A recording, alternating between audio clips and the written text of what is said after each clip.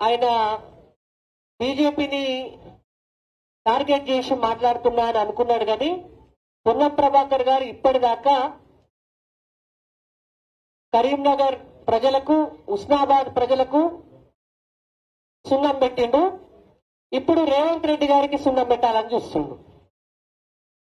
ఎందుకంటే నిన్నగాక మొన్న వెల్చాల రాజేందర్ రావు గారు, కాంగ్రెస్ పార్టీ అభ్యర్థి వెల్చాల రాజేందర్ రావు గారు చాలా స్పష్టంగా చెప్పిన విషయం ఏంటంటే రాహుల్ గాంధీని తీసుకొచ్చి ముఖ్యమంత్రిని చేస్తాడట.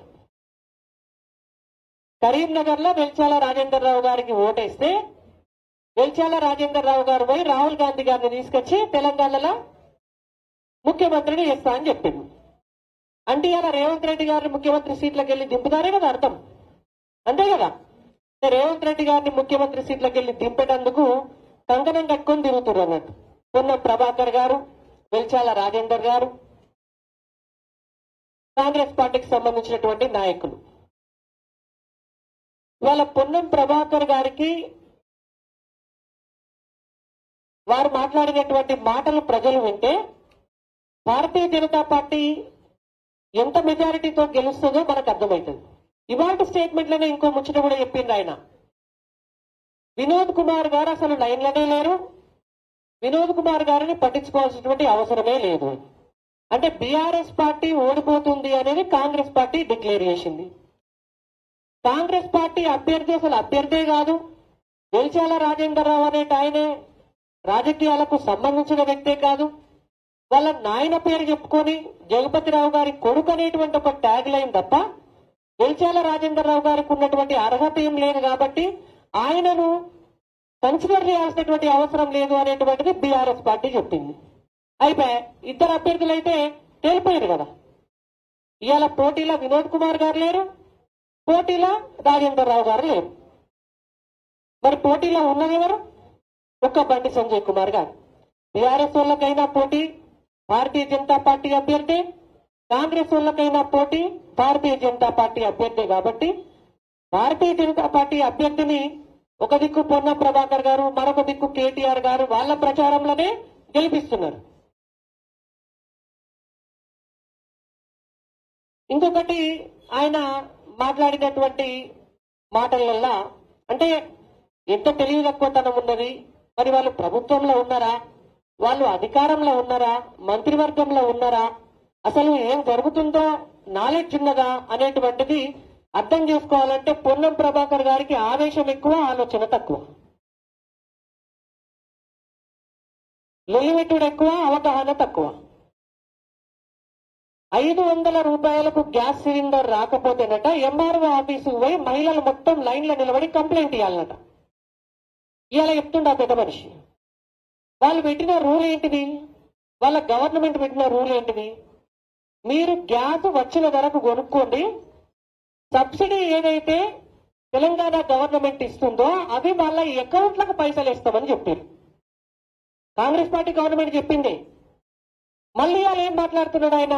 500 రూపాయలకు గ్యాస్ రాకపోతేనట డైరెక్ట్ గా ఎంఆర్ఓ ఆఫీసుకు పోయి మహిళలు కంప్లైంట్ ఇవ్వాలన్నట. మేము అదే చెప్తున్నాం ఇవాళ మహిళలందరికీ కూడా. ఎంఆర్ఓ ఆఫీసుకు పోయి ఎండలల్లో కంప్లైంట్లు ఇస్తే ఆయన మహిళల అనారోగ్యం పాలయ్యే అవకాశం ఉంటది. కాబట్టి ఒక్క నెల రోజులు ఓపిక పట్టుని, ఒక్క 15 రోజులు ఓపిక పడితే ఎలక్షన్లు వస్తాయి. 500 రూపాయలకు గ్యాస్ రాని మహిళలందరూ కూడా కాంగ్రెస్ పార్టీకి బుద్ధి చెప్పి భారతీయ జనతా పార్టీకి ఓటేయండి చాలు. ఆ తర్వాత ఈ కాంగ్రెస్ పార్టీ మెడలు వంచి గ్యాస్ తోటే కాదు మిగిలినటువంటి 6 గ్యారెంటీలు ఎట్లా అమలు చేయరో మేము చూస్తాం. ఇంకొక పచ్చి అబద్ధం పొన్నం ప్రభాకర్ గారికి అలా మాట్లాడినటువంటి 5 గ్యారెంటీలు అమలు చేసేరట. మరి అలా తలకాయన్నోడు ఎవరన్నా కాంగ్రెస్ పార్టీ నాయకులు ఎవరైనా వాళ్ళ 6 గ్యారెంటీల ఇచ్చినటువంటి పోస్టర్ రిలీజ్ చేసారు కదా పెద్దగా పెట్టి, ఆ పోస్టర్ పట్టుకొని రుజువు చేయమనండి ఎక్కడిచ్చినారు. మేము దేనికంటే దానికి ఉంటాం. మీరిచ్చిన 6 గ్యారెంటీలల్లా, మీరిచ్చిన 13 హామీలల్లా, దానికి అనుబంధంగా మీరిచ్చినటువంటి 60 హామీలల్లా మీరు అమలు చేసింది ఒక్కడే ఇప్పటి వరకు. ఒక్క ఉచిత బస్సు ప్రయాణం అమలు చేసినారు తప్ప, అది కూడా మహిళలకు ఇచ్చినటువంటి గ్యారెంటీలలో ఒక్క ఉచిత బస్సు ఇచ్చి ఇవాళ మహిళలకు 2500 ఇవ్వకుండా మొండి చేయి చూపించింది. ఇవాళ మహిళలకు గ్యాస్ 500కి ఇవ్వకుండా మొండి చేయి చూపించారు. ఇవాళ ఆడబిడ్డలకు పెళ్లిళ్లు చేస్తే తులం బంగారం ఇస్తామని చెప్పి మొండి చేయి చూపించారు. ఇవాళ రైతులకు 15,000 రైతు భరోసా అని చెప్పి మొండి చేయి చూపించినారు. వ్యవసాయ కార్మికులకు 12,000 రైతు భరోసా అని చెప్పి మొండి చేయి చూపించినారు. వడ్లకు, పసుపుకు, మిర్చికి, మొక్కజొన్నకు, జొన్నలకు క్వింటాలకు 500 రూపాయల సబ్సిడీ అని చెప్పి రైతులకు మొండి చేయి చూపించినారు. డిసెంబర్ 9 నాడే 2 లక్షల రుణమాఫీ చేస్తామని చెప్పి అట్లా మొండి చేయి చూపించినారు. ఇల్లు కట్టుకోండి, జాబ్ ఉంటే చాలు మేము 5 లక్షల రూపాయలు ఇస్తామని చెప్పి అట్లా మొండి చేయి చూపించినారు. నిరుద్యోగులకు 4,000 నిరుద్యోగ భృతి ఇస్తామని చెప్పి మొండి చేయి చూపించినారు. ఉద్యోగ నోటిఫికేషన్లు ఇచ్చి మొత్తం జాబ్ క్యాలెండర్ రిలీజ్ చేస్తామని చెప్పి మొండి చేయి చూపించినారు. విద్యార్థులకు కావాల్సినటువంటి ఇంటర్నేషనల్ స్కూల్స్ ప్రతి మండలంలో కడతామని చెప్పి ఇవాళ దాకా ఊసు లేకుండా మొండి చేయి చూపించినారు. వృద్ధులకు, వితంతువులకు 4,000 పెన్షన్ ఇస్తామని చెప్పి మొండి చేయి చూపించినారు. ఇవాళ మీరు ఏం చేసిండ్రు? ఏం చేయలే. అబద్ధాలు చెప్పుకుంటా, గారడీ మాటలు చెప్పుకుంటా, 6 గ్యారెంటీలు చేస్తామని చెప్పుకుంటా తిరుగుడు తప్ప, గాలి తిరుగుడు, లొల్లిబెట్టుడు, డబ్బల రాళ్ళేసి కొడితే డబడబడబడ అన్నట్టుగా పొన్న ప్రభాకర్ గారు ఎక్కడ తిరిగినా దాన్ని లొల్లిబెట్టుడు తప్ప వేరే ఏం చేస్తలేదు. కాబట్టి మేము ఒకటే చెప్తున్నాం పొన్నం ప్రభాకర్ గారికి, మీ 6 గ్యారెంటీలు అమలు చేస్తే ప్రజల దగ్గరికి పోయి మీరు ఓట్లు అడుగుంది. మళ్ళా మీరు దేవుని పేరు చెప్పి, రాముని పేరు చెప్పి బీజేపీని బదనాం చేసుకుంటా ఇవాళ అంబేద్కర్ గారి మీద ప్రమాణం చేస్తాడట ఆయన. అంబేద్కర్ గారి మీద ప్రమాణం చేస్తామని చెప్పి అంబేద్కర్ గారిని తీసుకొస్తున్నారు రాజకీయాలకు. లేనిపోని అబద్ధాలు చెప్పుకుంటా, రిజర్వేషన్ అంశాన్ని రాజకీయం చేసుకుంటా, ఎక్కడ కూడా భారతీయ జనతా పార్టీ నాయకులు, ప్రధానమంత్రి మోడీ గారు గాని, హోంమంత్రి అమిత్ షా గారు గాని ఎవ్వరూ కూడా రిజర్వేషన్లు ఎత్తేస్తామని ఏనాడు కూడా చెప్పలేదు.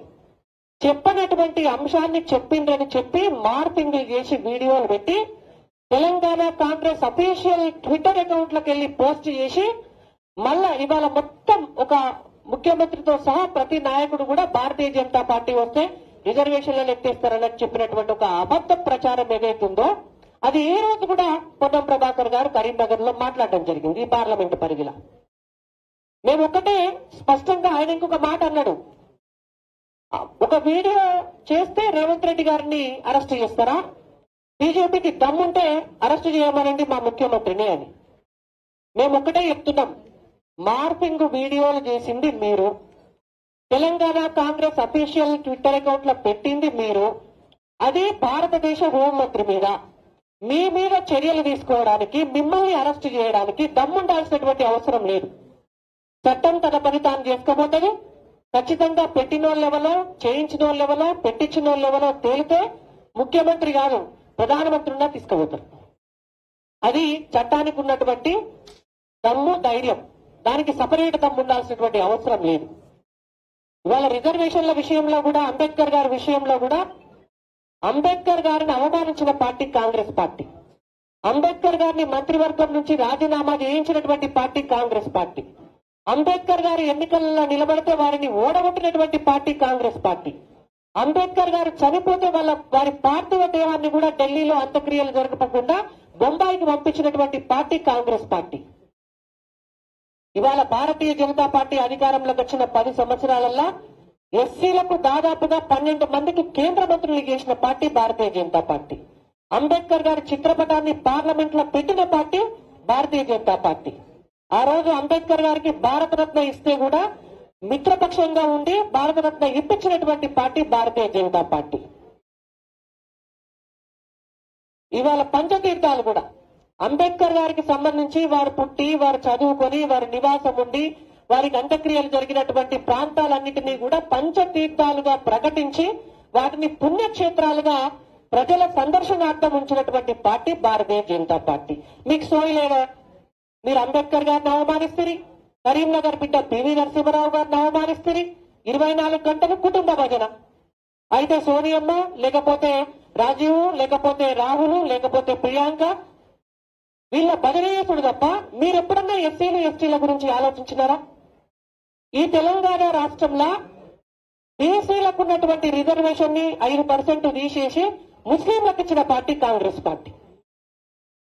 బీసీలకు అన్యాయం చేసిన party Congress party. Bharatiya Janata party మొదటి నుంచి చెప్పుకుంటూ వస్తుంది, మేము ఎస్సీలకైనా ఎస్టీలకైనా బీసీలకైనా న్యాయం జరగాలని కొట్లాడేటటువంటి వాళ్ళం. ఖచ్చితంగా ఈ రిజర్వేషన్ ని అమలు చేయాలనేటువంటి వాళ్ళం. మోడీ గారు కూడా చాలా స్పష్టంగా చెప్పినారు, అంబేద్కర్ గారు దిగొచ్చి రిజర్వేషన్లను ఎత్తేయమంటే కూడా ఎత్తేసే ప్రసక్తే లేదు అని. కానీ వాళ్ళ అబద్దాల ప్రచారం చేసుకుంటా తప్పుడు మాటలు చెప్పుకుంటా తిరిగితే పొన్నం ప్రభాకర్ గారు మీ మాటలు ఎవ్వరు కూడా నమ్మరు. మీరు ప్రజలను రెచ్చగొట్టి భయాందోళనకు గురి చేసి కులాల మధ్య మతాల మధ్య చిచ్చు పెట్టేటువంటి ప్రయత్నం చేస్తే ప్రజలే మీకు డెఫినెట్ గా బుద్ధి చెప్తారని కూడా మేము హెచ్చరిస్తున్నాం. ప్రతి చోట బండి సంజయ్ గారి గురించి కూడా మీరు మాట్లాడేటువంటి మాటల్ని కూడా మార్చుకోవాలి. ఇవాళ దేవుని పేరు చెప్పి ఓట్లు అడుగుతున్నాం, అక్షంతల పేరు చెప్పి ఓట్లు అడుగుతున్నామని మాట్లాడుతున్నారు.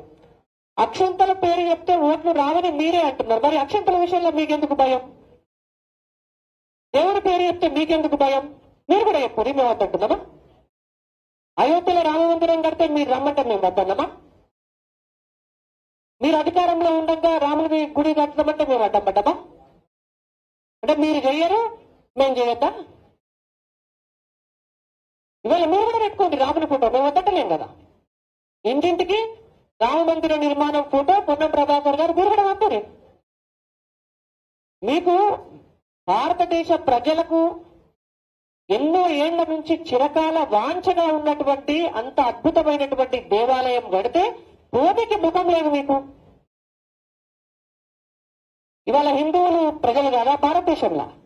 ఇవాళ కరీంనగర్ లాంటి ప్రాంతంలో ఉన్నటువంటి హిందువులు వాళ్ళకు మనోభావాలు లేవా? మీరు అదే ఓ దర్గా కడితే ఓ మసీదు కడితే పోకపోదురా? పోదురు కదా, తొమ్మిది పెట్టుకొని పోదురు. ఏమంటే మన సెక్యులర్ పార్టీ అందరు. మరి వాళ్ళ మనోభావాలను గౌరవించడం కోసమే మీకు సెక్యులర్ పార్టీ అయితే, మరి హిందువుల మనోభావాలను కూడా గౌరవించినప్పుడే మీకు సెక్యులర్ పార్టీ అవుతుంది. కాబట్టి కాంగ్రెస్ పార్టీ ఎప్పుడు కూడా సెక్యులర్ పార్టీ కాదు. ఎక్కడ ఓట్లు వస్తాయనుకుంటే ఆ కులాన్ని ఆ మతాన్ని ఓటు బ్యాంకు రాజకీయం చేయడమే మీ ప్రధానమైనటువంటి కర్తవ్యం. కాబట్టి మీరు బండి సంజయ్ కుమార్ గారిని, హిందుత్వాన్ని, రామ మందిరాన్ని, రాముని ఫోటోను, అక్షింతలను అవమానిస్తే అది ఉల్టా మీకే రివర్స్ అవుతుంది. కాబట్టి పొన్నం ప్రభాకర్ గారు మీ అభ్యర్థికి, ముఖ్యమంత్రికి, ప్రధానమంత్రికి తేడా తెలుసుకోమని మొదలు చెప్పింది. మీ అభ్యర్థికి ట్రైనింగ్ క్లాసెస్ పెట్టండి.